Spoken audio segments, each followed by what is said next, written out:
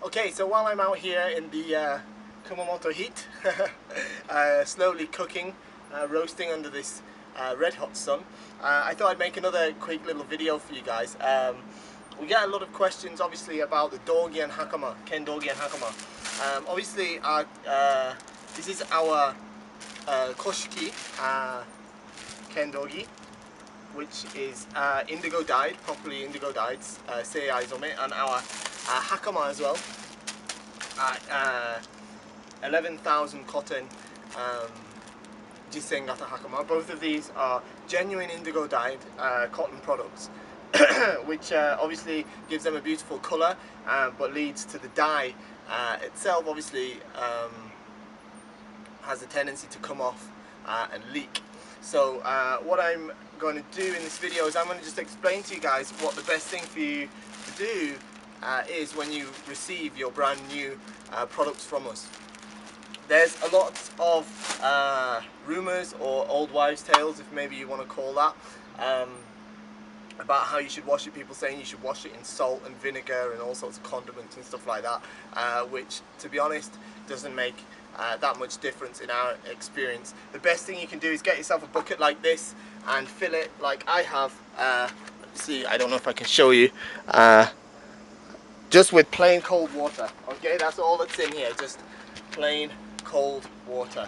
Yeah, nothing else. Okay. And make sure it's cold. Don't use hot water. If you use hot water, you're going to shrink the garment. Okay. Okay, so let's start with this ken dogi. Okay, I'm going to open it right out of the package. Okay, here we go.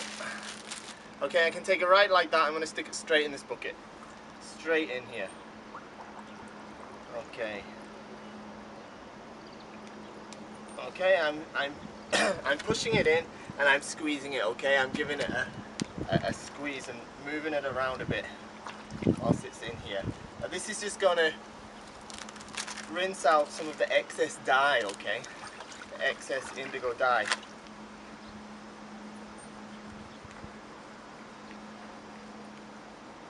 Just do that a little bit.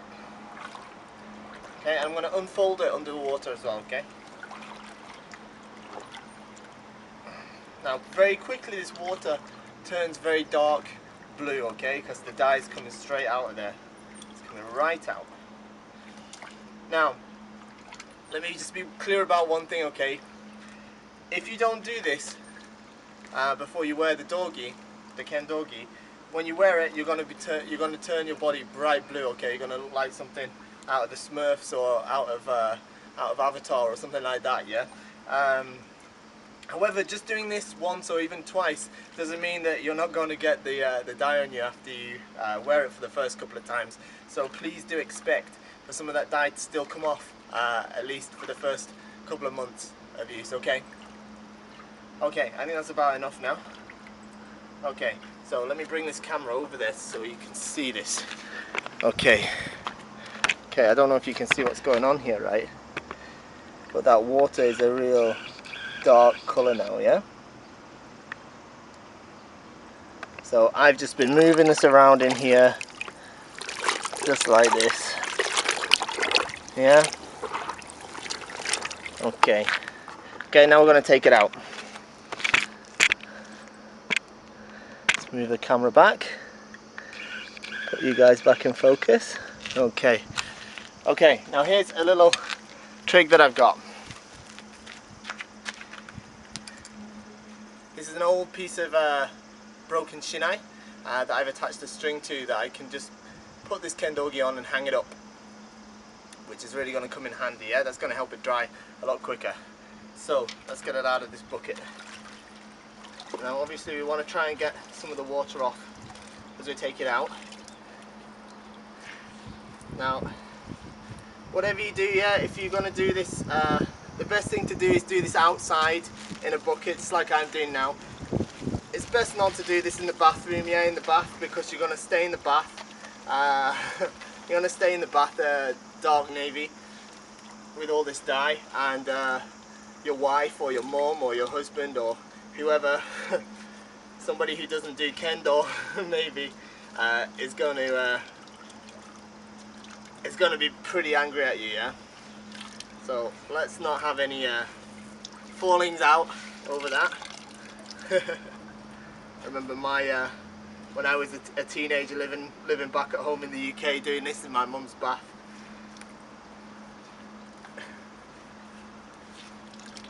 She went really mad at me. So let's not have any of that. Okay, get it out of there, and we put it on this stick and hang it up. Probably can't see on the video now because I've stood up too high.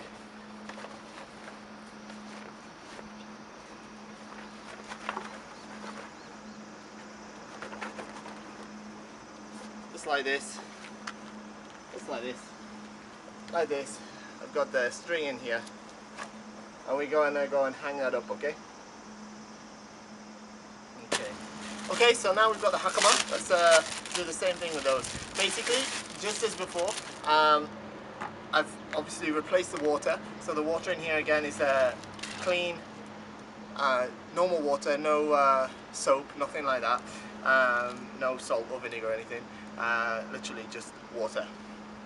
And we're going to take the hakama straight out of the packet. I'm going to take these paper things off, right, because we don't need those. They're going to keep the himo tied up, so move the rubbish out of the way. Okay, so all of the himo have come loose now. We're going to keep them folded up like this for now, okay? We're going to stick them straight into this bucket. You don't have to be too delicate about it.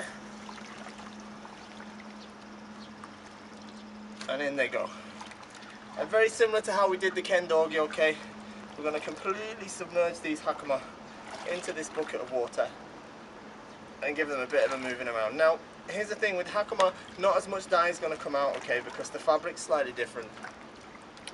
And what we might have to do, and what we are going to do in this case, is once I've done this a little bit, I'm going to leave it a while to just soak, okay?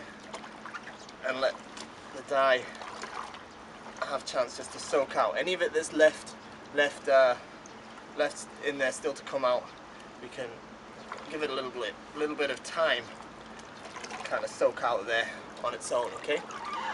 Like I said before, if you use these hakama straight out of the packet, you're going to have very blue legs afterwards, for one thing.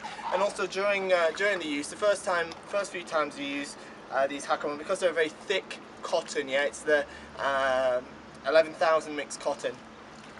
If you don't give them a bit of a wash like this once or twice beforehand, they can be very stiff, okay? And although the pleats can look like they're staying in okay, they can kind of balloon outwards and it doesn't look so cool. So it's definitely worth running them through the water a couple of times like this. Now, both with the hakama and the kendogi, it might be worth repeating this process just once or twice actually when they're brand new, just to make sure that all of the excess dye is definitely out of there. And also in the future, once you've used the hakama and dogi and you want to wash them in the future, if, you know, once you've had plenty of practice in them, then do it in this very same way. Okay, don't stick them through the washing machine. Certainly do not put them in the tumble dryer. Yeah, if you put them in the tumble dryer, they're gonna shrink. Okay, because these are 100% cotton. Okay. Okay, I've given that a good squidging about. If that's even such a word. So what I'm going to do is I'm going to make sure it's completely submerged in the water here, and I'm going to leave it in there for about half an hour, and then come back and check on it. So we'll come back and check on it then. Okay, I'm back now, and I've had these hakama soaking in this water now for about half an hour, 45 minutes. The water's gone a bit murky from the sort of excess dye that was in the hakama. So we're going to just take them out now and just hang them up to dry outside, yeah? When you hang them up outside, same as with the dogi as well, try and find a spot in the shade if you can, as opposed to in the sunlight. If you put them in direct sunlight, then they're going to fade really quickly, and they could fade unevenly as well, which will look a little bit strange. So yeah, let's try and dry them off in the shade. Now, as you can see, they're pretty scrunched up now, okay? Now, I can probably understand some of you might be a bit worried about the pleats. Obviously, the pleats and the kendo hakama are very important and it's very important to keep them neat. However, when you wash these hakama, whether it's for the first time like this or whether it's a hakama that you've used a few times and you're washing them to clean them, don't worry too much about that. For a good hakama, once you've folded them, after they've dried obviously, to fold them up properly, leave them folded for a couple of days, the pleats are going to fall straight back in there and there's going to be no problem at all. So, let's get this out of the water. And again, like I said with the kendori, you don't really want to be doing this in the bathroom. Try and do this outside if you can, where you can not worry too much about staying in the bathtub or something like that and getting yourself in trouble with your loved ones. And that's it. I'll go and find somewhere in the shade now to go and hang these up, and then as soon as they're dried, get them folded and they're ready to go.